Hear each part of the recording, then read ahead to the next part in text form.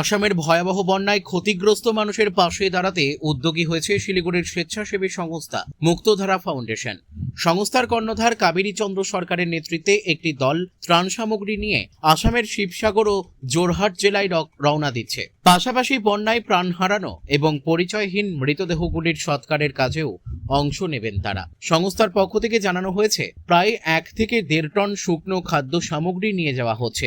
এর মধ্যে শিলিগুড়ির বাসিন্দা মৌসুমী পালের উদ্যোগে প্রায় 500 কেজি চিড়া ও ড্রাই ফ্রুট প্রদান করা হয়েছে, যা বন্যা দুর্গতদের মধ্যে বিতরণ করা হবে। মৌসুমী পাল বলেন, প্রকৃতির এই ভয়াবহ দুর্যোগে অসংখ্য মানুষ ক্ষতিগ্রস্ত হয়েছেন। কাবেরী চন্দ্র সরকার এবং তার দলের কাজের প্রতি আস্থা রেখেই তাদের হাতে ত্রাণ সামগ্রী তুলে দেওয়া হয়েছে। কাবেরী চন্দ্র সরকার জানান, আমরা শুধু ত্রাণ বিলি করতেই যাচ্ছি না, যেসব মৃতদেহ এখনো উদ্ধার বা সৎকারের অপেক্ষায় রয়েছে সেগুলির যথাযথ সৎকারের কাজও করব। যতটা সম্ভব মানুষের পাশে দাঁড়ানোর চেষ্টা থাকবে। প্রায় 1 টন থেকে 1.5 টন খাবার আমাদের সঙ্গে যাবে।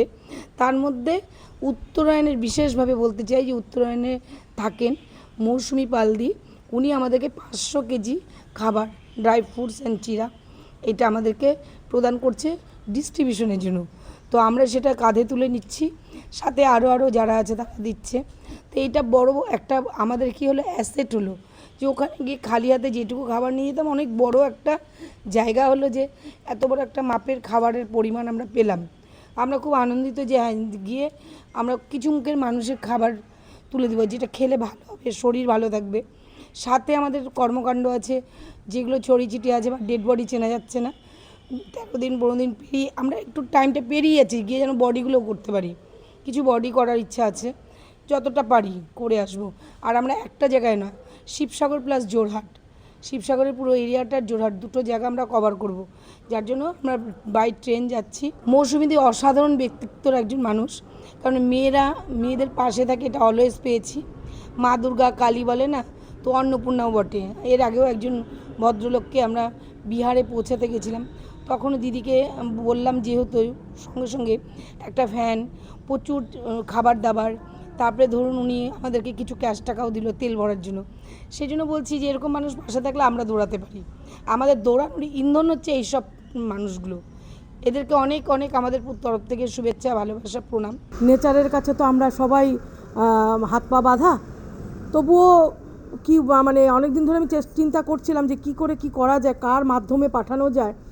তো মুক্তধারা যে ফাউন্ডার কাবেরীর সাথে আমার যোগাযোগ হলো। কাবেরীকে আমার ওর কাজ আমি সবসময় ফলো করি, যে একজন মহিলা হয়ে আমার মনে হয় ভারতবর্ষে বোধহয় শুধু আমাদের এটা উনি উত্তরবঙ্গকে গর্বিত করছেন না, এটা ওয়েস্ট বেঙ্গলকেও না, এটা টোটাল ভারতবর্ষকে, যে অ্যাজ এ ওম্যান উনি মানুষের ডেড বডিকে, এমন ডেড বডি যেগুলো মানে ন্যাচারালি কেউ নিতে চায় না, সেই বডিগুলোকে উনি সৎকার করেন। এটা একটা বিশাল ব্যাপার। আমার মনে হয় যে ওনার একটা ভালো সম্মান ওনাকে একটা পাওয়া উচিত, হ্যাঁ, ওনার টিমকে। আর তারপরে উনি যখন একটা মেসেজ আমাকে ভয়েস মেসেজ পাঠিয়েছিলেন, দেখে আমি সাথে সাথে ভাবলাম যে আজকাল সোশ্যাল ওয়ার্কের নামেও তো অনেক কিছু হয়, ফ্রড অনেক কিছু হয়। তো আমার এখানে একদম নো ডাউট 100% আমি সিওরিটির সাথে আমি কাবেরীর কাছে আমি জিনিসগুলো পৌঁছে দিতে পারে আমি নিজেকে খুব ধন্য মনে করছি। কেননা এগুলো তো আমরা করি না, এগুলো ভগবানজি করান আমাদের, আমরা শুধু ব্রিজের কাজ করি। তবে আমার একদম খুব নিশ্চিন্ত যে অসহায় মানুষগুলোকে মানে ওনারা ঠিক জায়গা মতন পৌঁছে দেবেন। আর ওনাদের কর্মকাণ্ড তো সবাই জানেনই। আমি সত্যি বলছি, একজন মহিলা হয়ে আমি ওনাকে ভেতর থেকে আমার মানে গড ব্লেস ইউ অলওয়েজ আমি ওনাকে সবসময় আমি করি। আর আমি বলবো যে ওনাকে সমাজে সকল সচেতন মানুষদেরকে বলবো, যারা সমাজসেবা করতে চান, ঠিক জায়গা মতন মানে পৌঁছতে পারেন না, কাবেরী চন্দ্র এমন একজন মহিলা যাকে দিলে আপনার যে সেবাটা সেটা বৃথা যাবে না, ঠিক জায়গা মতন পৌঁছাবে। ভগবানের হয়ে, ব্রিজের হয়ে এরা কাজ করছে, ভগবানের একটা অংশ আমি এদেরকে বলবো। আর কি বলবো, এইরকম একটা সিচুয়েশন আর যেন না হয় ডিজাস্টার। কিন্তু এই ডিজাস্টার হওয়ার পিছনে যে কারণগুলো, সেগুলোকেও আমাদেরকে আগের দিনে আমাদেরকে রিসার্চ করতে হবে, কেন এই মেঘ ভাঙা বৃষ্টিগুলো কেন হচ্ছে। এগুলো আমাদের, এই যে আমরা প্রকৃতির সঙ্গে খেলা করি, এটা তো আমরা গায়ের জোর অনেক কিছু করতে পারি, কিন্তু প্রকৃতির কাছে তো আমরা অসহায়। তো সেই জিনিসগুলোকে আজকে আমাদেরই ভুলের জন্য আমাদেরই ক্ষতি।